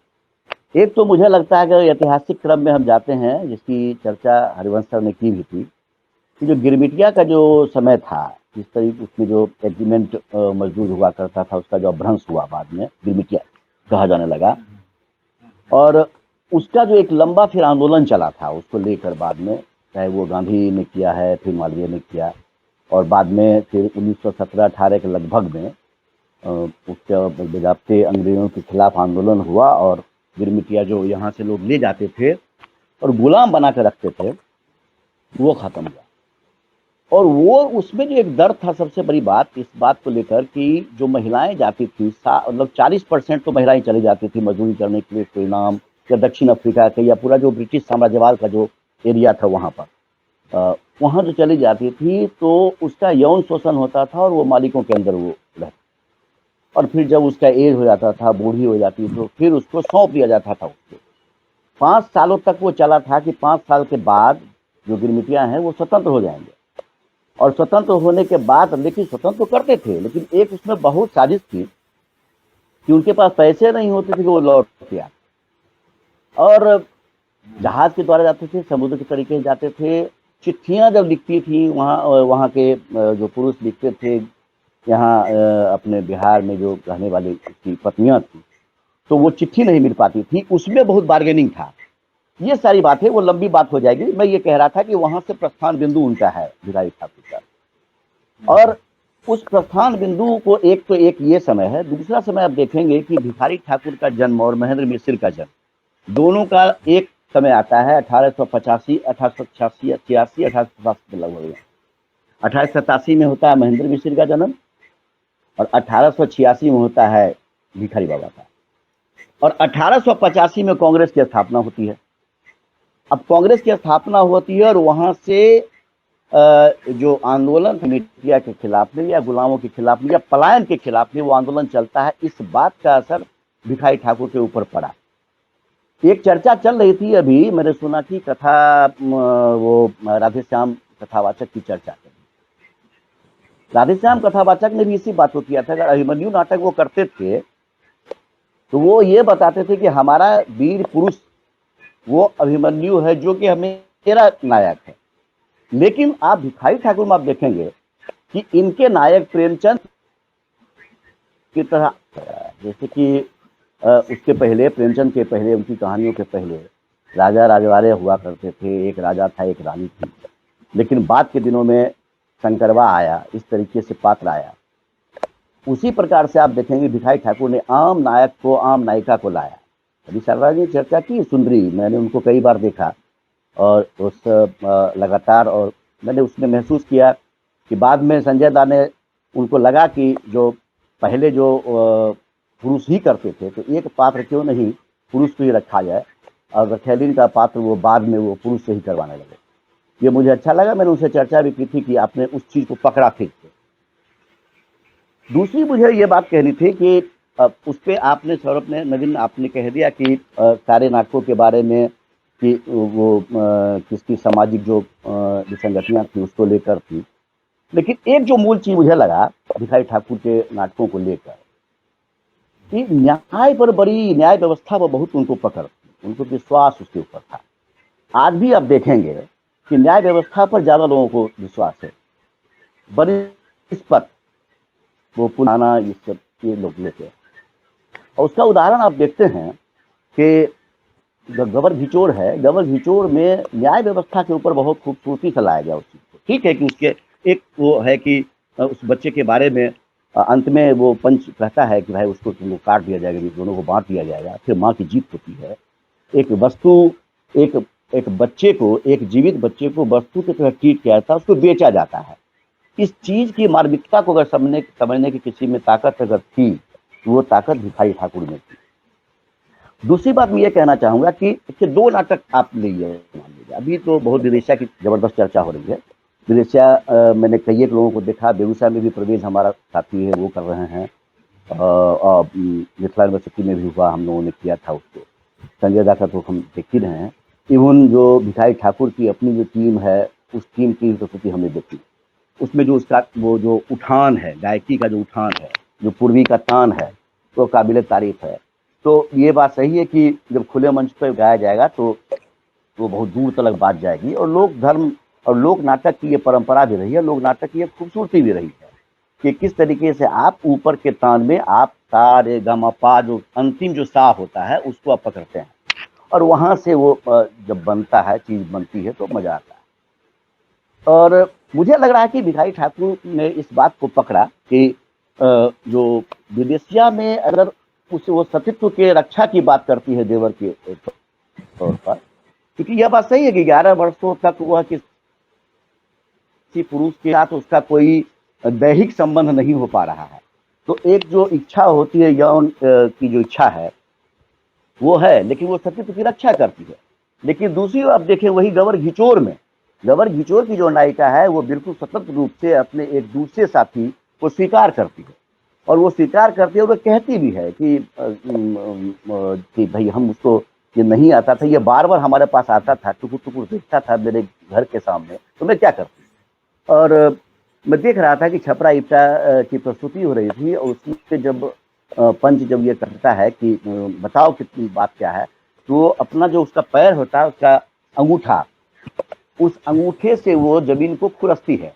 इसमें यह पता लगता है कि उसकी जो सादगी है और वो जो इशारा है वो उसका स्वीकार वो बनता है, उसकी स्वीकारता को वो स्थापित करता है। ये सारी चीजें भिखारी ठाकुर ने बड़े मार्मिक तरीके से रखा कि एक और जहां वो कह रही है, स्त्री कहती है कि मेरे सतीत्व की रक्षा नहीं हो पा रहा है विदेशिया में, वहीं गबर घिचोड़ में वो स्वतंत्रता की बात करती है, वो कहती है कि मेरा चयन होगा, मैं अपने दूसरे दोस्त को शामिल करूंगी इस चीज में। वहीं आप देखिए बेटी बेटवा में, जब मैं इसकी प्रस्तुति में वहां नुक्कड़ पे मैंने किया था एलएनयू में, जब मैं वहां पीजी कर रहा था नाटक, तो अब वहां मैंने देखा कि उसमें ये नायिका कहती है कि तुम बुढ़वा से मेरी शादी कर, मैं शादी नहीं करना चाहती थी, कहाँ तुम हमको फंसाती है। ये इस तरह का कुछ संवाद उसका आता है। अब ये बताइए कि उस नाटक की कई कहानी है जो हरवंश सर को पता होगा और सारे आपको भी पता होगा कि 1500 लोगों ने विरोध कर दिया, लड़कियां ने विरोध कर दिया कि हम बूढ़े से शादी नहीं करेंगे। और ये अब, और जब ये परंपरा बनी हुई थी कि बूढ़े से शादी करके बूढ़ा मर गया तो कहा जाता था कि तुम्हारा ये पुनर्जन्म का दोष है, और उसका खिलाफ भिखारी ठाकुर ने अभी किया। मैं तब और अब की बात कर रहा हूं, तब भी वही बात थी, अब भी वही बात होता थी कि तब भी बूढ़े से शादी बेमेल शादी कर दी जाती थी, अब भी करने की कोशिश की जाती है गांव में जो गरीबन की स्थिति है उसमें। ये सवाल बहुत गहरा सवाल है, और मुझे लगता है कि उस समय पता नहीं 498A का वो आईपीसी की धारा उस समय बहुत प्रचलित थी कि नहीं थी, अब तो है नारी प्रताड़ना को लेकर अगर उस समय होता तो निश्चित रूप से भिखारी ठाकुर उसकी चर्चा करते, या फिर 494 जो है उसकी भी चर्चा होती। जो विवाहेतर ये है उसको लेकर। लेकिन मुझे लग रहा है कि इस बात की ओर उन्होंने इशारा जरूर किया था। एक और जो चर्चा चली है बटोही के रूप में, बटोही है कौन? बटोही तो एक मुझे लग रहा है कि जनता है। वो जब भी नायिका बटोही को ही पकड़ती है और बटोही वो वहां जाता है, खोज के लाता है। वो तो एक दर्शक है, वो एक जनता है, उसका जनता का वो प्रतिनिधित्व करता है। ये वहां पे बटोही को उन्होंने सामूहिक बात है। आप देखेंगे कीर्तनिया शैली में अब जाएंगे, कीर्तनिया शैली में भी कई हुआ, धूल समागम से लेकर आपने विदा के गोरख विजय और भी कई एक नाटक है उसको आपने देखा। और भिखारी ठाकुर की जो नाट्य परंपरा है, जो नाट्य शैली खास करके है, उसमें मुझे लगता है कि मैंने कीर्तनिया शैली पर बहुत सारा काम किया। बहुड़ा गोढ़ी पर मेरा काम था, लोकरंग जो वहाँ प्रस्तुति मैंने किया यूपी में। तो वो जो चीजें हैं, कीर्तनिया शैली, रामलीला, रासलीला, ये सारी जो चीज सबको समाहित करके मैं तो कह रहा हूँ कि यात्रा तक वो जाते हैं, या फिर जो वहाँ असम का जो फोक है वहां तक वो चले जाते हैं कि उनकी यात्रा असम और ये कलकत्ता में, पश्चिम बंगाल में होती है। नाटकों का प्रभाव सिर्फ लौंडा शैली पर नहीं है, ये भी बड़ा मुश्किल। देखिए ये अभी जो बात आई कि लौंडा शैली कह के आप बदनाम कर, लौंडा शैली है कि उसमें कमर का प्रयोग है, उसमें जो आगे सीने का प्रयोग है, लेकिन कमर का प्रयोग जो है उसके प्रयोग का तरीका उसको बदल दिया गया अश्लीलता के सवाल पर। मुझे लगता है कि अश्लीलता का भी बहुत सारा मुद्दा ये नहीं है जिसको ये बहुत ज्यादा उछाला जा रहा है। मैं समझता हूं, मैं अपनी बात को कंक्लूड करूंगा क्योंकि बहुत सारी बातें दिमाग में चल रही है लेकिन समय नहीं है आपके पास। मुझे ये लग रहा है कि एक रामचंद्र मांझी जिनको जो पद्मश्री मिला, उनके साथ जो काम करने वाले थे, उनको जब अभी भी आप देखते हैं तो मजा आता है। उनका इंटरव्यू मैं आज सुन रहा था, उन्होंने उनसे एक सवाल किया गया कि आप जब नाटक कर रहे थे, जब गए थे तो लोगों ने कहा होगा लौंडा नाच करने के लिए तुम क्यों गए? तो उन्होंने कहा नहीं, समाज ने मुझे नहीं कहा लौंडा नाच करने के लिए, कोई नहीं मजाक किया। क्यों भाई? मजाक इसलिए नहीं किया कि आर्थिक रूप से मैं तंग था, खाने का कोई उपाय नहीं था, पैसा नहीं था, कौड़ी नहीं था, हम कमाने के लिए वहां गए। भिखारी ठाकुर भी कमाने के लिए चले जाते हैं, लेकिन वो बाद में वो कमाई कला के रूप में वो परिवर्तित हो जाती है इस चीज को। तो इस बात को समझना पड़ेगा कि भिखारी ठाकुर प्रोफेशनल तरीके से काम करते थे। जैसे कि पारसी रंगमंच का एक दौर चला था कि पारसी रंगमंच ने प्रोफेशनल तरीके से काम किया। प्रोफेशनल में दोनों, जो एक जुनून है काम करने का, वो जो एमेचर थिएटर का जो होता है, और दूसरी ओर पैसा कैसे उड़ाई जाए, उसके लिए भी वो चिंतित पारसी थिएटर हुआ करता था। बाद में यही विसंगतियां उसमें भी आई, अश्लीलता के सवाल पर, बहुत ज्यादा डिजिटल मामला उसमें करने के सवाल पर, ये सारी विजिट आई थी। ये बात आज के तारीख में भी इसकी चर्चा हुई थी। तो मैं ये कह रहा हूं कि वो व्यवसायिकता की ओर ज्यादा जा रहे थे। और आज तो रंगकर्मी, खास करके कोविड-19 हो या इसके पहले, रंगकर्मी तो परेशान है, रंगकर्मी के पास पैसे नहीं है। कई एक हमारे जैसे, मैं तो वकालत करता हूं तो चलिए बहुत अच्छी कमाई कर लेता हूं, घर चला लेता हूं, नाटक भी कर लेता हूं, पॉकेट से पैसा भी खर्च कर लेता हूं, चंदा मिले या ना मिले। लेकिन ऐसे हमारे बहुत सारे साथी हैं, हमारे टीम में भी बहुत सारे साथी हैं, लगातार नाटक में कर रहा हूं, बहुत सारे साथी जिनके पैसे नहीं है और वो पीजी कर चुके हैं। मेरे टीम में 2-2 लड़का है, मेरे साथ 4 लड़का है जो पीजी किया है, वो नाट्य शास्त्र से, कोई रांची सेंट्रल यूनिवर्सिटी किया है, मिथिला यूनिवर्सिटी से भरा हुआ है। हरिवंश सर, माफी चाहूंगा कि आपने कहा था कि थिएटर दिल्ली और पटना में, बेगूसराय में भी थिएटर बहुत जबरदस्त तरीके से हो रही है और उसको मैं सिर्फ जोड़ना चाहूंगा बेगूसराय को और कुछ नहीं। तो मैं यही कह रहा था कि इतना लड़का पीजी किया है, नाट्य शिक्षक की बहाली क्यों नहीं हो रही है? लोग आंदोलन कर रहे हैं, परेशान है बच्चा, कैसे क्या कीजिएगा? ठीक है कि संजय दा है, हमारे यहाँ भी कुछ है, गुंजन है, बहुत सारा लड़का है जो रेपिटी चला के काम चल जाता है। लेकिन आम जो लड़का, उसकी जो मजदूर की स्थिति, गिरमिटिया स्थिति बनेगी क्या? उसकी गिरमिटिया मजदूरों की स्थिति बनेगी क्या? इसकी चिंता उन्होंने की थी। और एक उदाहरण के साथ मैं अपनी बात समाप्त करूंगा कि जगदीश चंद्र माथुर को उन्होंने एक चिट्ठी लिखी थी जब पटना में, पटना गांधी मैदान के बगल में उनका कार्यक्रम होने वाला था। तो उन्होंने चिट्ठी लिखी थी कि पहले एडवांस हम जमा कर, उसके बाद हम कार्यक्रम करें। और वो गए और उनको पहले एडवांस मिला, तब उन्होंने कार्यक्रम किया। और जब डांस उनका चल रहा था पूरा, तो लोग भीड़ जुटने लगे। जगदीश चंद्र माथुर उसमें अफसर थे वहां के, वो परेशान हो गए, उनको लगा कि अब तो संभलेगा नहीं, भीड़ संभलेगी नहीं। लेकिन अब ये कह रहे हैं कि क्या होगा क्या होगा। भिखारी ठाकुर उठते हैं और समदन शुरू करते हैं। जैसे आप देखते हैं ना ऑर्केस्ट्रा में चल रहा है रॉक नाटक, रॉक संगीत चल रहा है, लोग भीड़ में इकट्ठा उछलने लगे, उसी बीच में कोई गजल गाना शुरू कर, क्या स्थिति बनती है। ये जो संभालने का जो तरीका था वो उसमें उनमें खासियत थी। तो मुझे लग रहा है कि उनके मूल जो उनकी जो चिंताएं थी भिखारी ठाकुर को, वो रंगकर्मी की जो बदहाल स्थिति है उसको लेकर थी, स्त्री विमर्श को लेकर थी, पलायन को लेकर थी।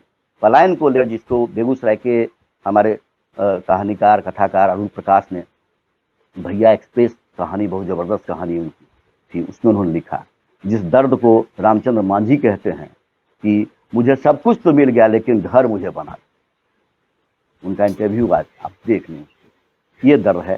तो मैं यही कंपाइल करने की कोशिश करूंगा, आगे आप फिर उसको बढ़ाएं, फिर लंबी बातचीत होगी इस पर। अभी समय कम है, धन्यवाद। काफी लंबा समय हो गया, 1 घंटे का समय मुझे दिया गया था, इसको बाइंड अप करने के लिए 1.5 घंटा होने को है। तो इस कार्यक्रम को आकृति कला केंद्र पर जब यह कार्यक्रम आयोजित किया गया डिजिटल रूप में, इसको बस एक शैलेंद्र भैया आपसे अंतिम रिक्वेस्ट करते हुए बस 2 लाइन अगर आप कोई पूर्वी सुना दें तो आपके पूर्वी के साथ इस कार्यक्रम को हम लोग खत्म करें। बहुत सुंदर।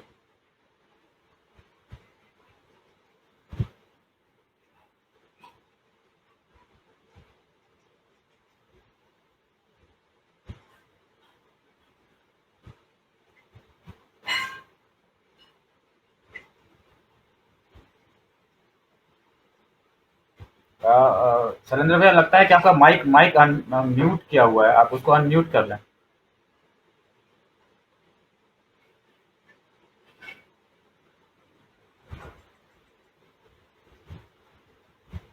हेलो,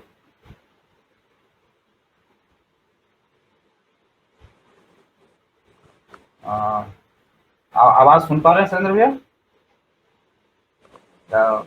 मुझे लगता है कि वो हमसे टूट गए हैं, नेटवर्क प्रॉब्लम के कारण कनेक्शन टूट गया है हमारा।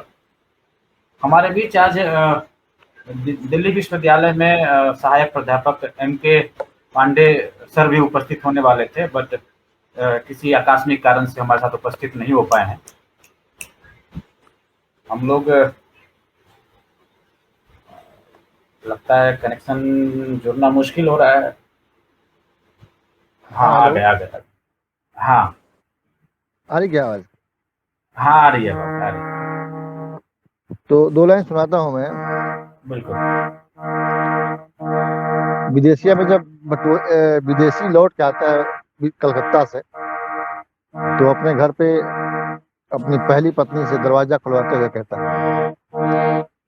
खोलू खोलू धनिया से अरे बाजार के वारिया हो, हम हाई पियावा तुहार रे सवरिया, हम हाई पियावा तुहार रे सवरिया, नहीं हम हई राम भगवाटवरावा से, नहीं हम हई डाकू चोर रे सवरिया, अरे पूर्वा से आवतानी कर पहिचान बानी, मुदिता न बहरे बितन प्यारी धनिया, मुदिता न बहरे बितन प्यारी धनिया। बहुत बहुत धन्यवाद। अब मैं धन्यवाद ज्ञापन के लिए आकृति कला केंद्र के सचिव नवीन भारद्वाज जी से अनुरोध करूंगा कि कृपया वो हमारे अतिथियों का धन्यवाद ज्ञापन करें। नवीन जी।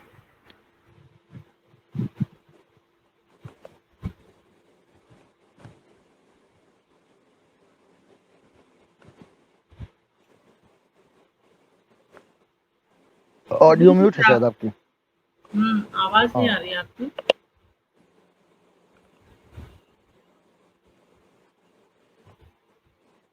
नवीन जी अपना माइक ऑन कर लीजिए।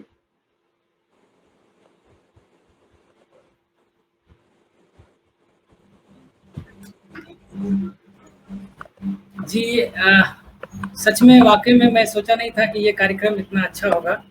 और स्टार्टिंग में अचानक हमने प्लान बनाया और हमारे एक सहयोगी हैं, हमारे छोटे भाई मधुबनी से सुभाष, उसको मैंने जस्ट ये सारी चीज़ें डिस्कस की कि इस तरीके का करना चाह रहा हूँ, और वो तुरंत तैयार हो गया कोऑर्डिनेट करने में। हरिवंश जी सर, श्री हरिवंश जी, उनसे मैं एक बार मिला पटना में, और मेरी इच्छा थी कि आदरणीय इसमें रहें। फिर श्री कमलेश सर जी के बारे में मैंने बात किया, तभी मुझे पता चला अपने ये दीपक सिन्हा जी के बारे में, फिर शैलेंद्र जी के बारे में, और शारदा सिंह जी के बारे में। कई सालों से नाम सुना था लेकिन कभी बात करने का मौका नहीं मिला, और इस दरमियान जो है सो सारी चीज़ें अचानक बनती गई, और मुझे मतलब ये भरोसा नहीं हो रहा था कि कार्यक्रम इतना अच्छा हो जाएगा। मैं सुमन सौरभ जी को कितनी बार बोला कि 40 मिनट तक कोशिश करिए कि हो जाए, क्योंकि सब व्यस्त रहने वाले हैं, लेकिन फिर भी अभी मैं देख रहा हूँ यहीं पे टाइम काउंटर तो 1.5 घंटे का ये कार्यक्रम हो गया, और पता ही नहीं चला कि इतना लंबा टाइम कैसे बीत गया। तो आज के इस कार्यक्रम को सफल बनाने में आप सब जो योगदान दिए, जो अपना बहुमूल्य समय दिए, इसके लिए मैं बहुत आभारी हूँ। हमारी संस्था आप सबों की आभारी है। सबसे पहले मैं आभार व्यक्त करता हूँ और धन्यवाद ज्ञापन करता हूँ श्री हरिवंश जी सर आदरणीय, जो अपने कीमती समय आज दिए। आज उनका दिन में भी कोई कार्यक्रम था, मैं देख रहा था, फिर भी थके हुए होंगे, लेकिन फिर भी शाम को आपने पूरा समय दिया यहाँ पे, और वो जो एनर्जी के साथ आपने अपने वक्तव्य रखा, काफ़ी ही मतलब जो है हम लोगों को अच्छा लगा। उसके बाद ये शारदा सिंह जी, श्रीमती शारदा सिंह जी, आपने जो बातें रखी है वाकई में बहुत ही अच्छी चीज़ें और बहुत नई जानकारियाँ हमें प्राप्त हुई है आपके माध्यम से। तो हम अपने संस्था की तरफ से आपको धन्यवाद ज्ञापन करते हैं और आभार व्यक्त करते हैं। साथ ही हमारे श्री कमलेश के सर जी, जो आप इतने अपने कीमती समय से समय निकाल के दिए, और बहुत ही एनर्जेटिक आपके शब्द में फेसबुक के माध्यम से देखते रहता हूँ, बहुत एनर्जी हम लोगों को, हम युवाओं को मिलती है आपके शब्दों से। आप आए, बहुत खुशी हुई, और हम अपने आकृति कला केंद्र के टीम की तरफ से आपको बहुत बहुत धन्यवाद कहते हैं और आभार व्यक्त करते हैं। शैलेंद्र मिश्रा जी, आपने जो अपना समय दिया, साथ साथ आप जो भिखारी ठाकुर जी के गाना सुनाए यहाँ पे, बहुत अच्छा लगा सुन के। जहाँ आज की डेट में देख रहे हैं कि किस तरीके से भोजपुरी फिल्म के असली गाने हावी हो रहे हैं, लेकिन वहीं जो चीज़ें हैं आप लोग बचा रहे हैं। आप लोग ज़्यादा ग्लैमर के पीछे ना भाग के वास्तविक जो लोकगीत है उस चीज़ों को आप बचाने की कोशिश कर रहे हैं, और हम लोगों को अच्छा लगता है कि आप लोग बड़े भाई जैसे हैं, साथ मिलता है तो ये कार्यक्रम सफल होता है। बहुत बहुत आपका धन्यवाद आकृति कला केंद्र की तरफ से, और आभार व्यक्त करते हैं। साथ ही हमारे दीपक सिन्हा जी सीनियर हैं बेगूसराय से, व्यक्तिगत तो कभी मुलाकात नहीं हुई, मैं 2-3 बार आया हूँ आपके यहाँ। प्रवीण गुंजन जी थे और संतोष राणा जी थे, रवि भूषण मुकुल जी हुए, तो बेगूसराय से काफ़ी परिचित हूँ। हमारे मधुबनी में बेगूसराय रंगमंच काफ़ी फेमस है, कहा जाता है कि सच में श्री हरिवंश सर जी कहे थे कि बेगूसराय के काफ़ी एक्टिव रंगमंच है आज के डेट में भी, और वहाँ के लोग बहुत धुरंधर होते हैं। तो उनमें से आपको आने का और इस कार्यक्रम में अपनी बात रखने को जो मौका, अपने जो अपनी बात रखी और जो हम लोगों को जानकारी मिली, इसके लिए हम अपनी संस्था की तरफ से आपका आभार व्यक्त करते हैं और बहुत बहुत धन्यवाद। साथ ही आज का ये कार्यक्रम जो इतने अच्छे तरीके से हुआ, पुनः आप सबों को बहुत बहुत धन्यवाद। और अंत में हमारे सुमन सौरभ जी, जो इस कार्यक्रम को इतने अच्छे तरीके से संचालन किए, इतने कूल माइंडेड। मैं थोड़ा सा शुरुआती में हो रहा था क्योंकि पहली बार मैं अपने संस्था से ये लॉकडाउन के दरमियान 2 सालों के बाद एक्टिव कुछ वर्क कर रहा था, तो मैं थोड़ा सा अनकॉन्शियस हो रहा था कि क्या होगा, लेकिन ये जो हमारी व्यवस्था है डिजिटल मीटिंग के लिए स्ट्रीम यार्ड, ये भी बहुत अच्छा सपोर्ट किया, जिससे कि कोई भी दिक्कत नहीं हुई और हम लोग अच्छे तरीके से इस कार्यक्रम का आनंद ले पाए। तो अंत में इस संस्था के माध्यम से मैं स्ट्रीम यार्ड का भी धन्यवाद ज्ञापन करते हैं, जो इस तरह की व्यवस्था बनाई हुई है ये कंपनी। और फिर मैं हम अंत में कार्यक्रम के समापन के लिए सुमन सौरभ जी को बुला रहे हैं। आपके पास अंत में सुमन सौरभ जी कार्यक्रम का समापन करेंगे। आप सब अतिथियों का बहुत बहुत धन्यवाद, तहे दिल से धन्यवाद कि इस कार्यक्रम को आप सबों ने जो है सो सफल बनाया।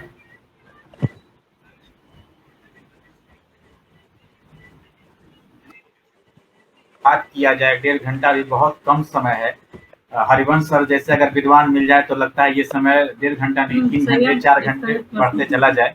कमलेश सर, आप जो सकारात्मकता के साथ बात करते हैं कि एक लंबी लाइन खींचनी होगी, हम लोग जरूर कोशिश करेंगे कि हमारा लाइन इतना लंबा हो कि जो अश्लील चीजें हैं, गंदी चीजें, वो खुद ब खुद बाजार से निकल के चली जाए।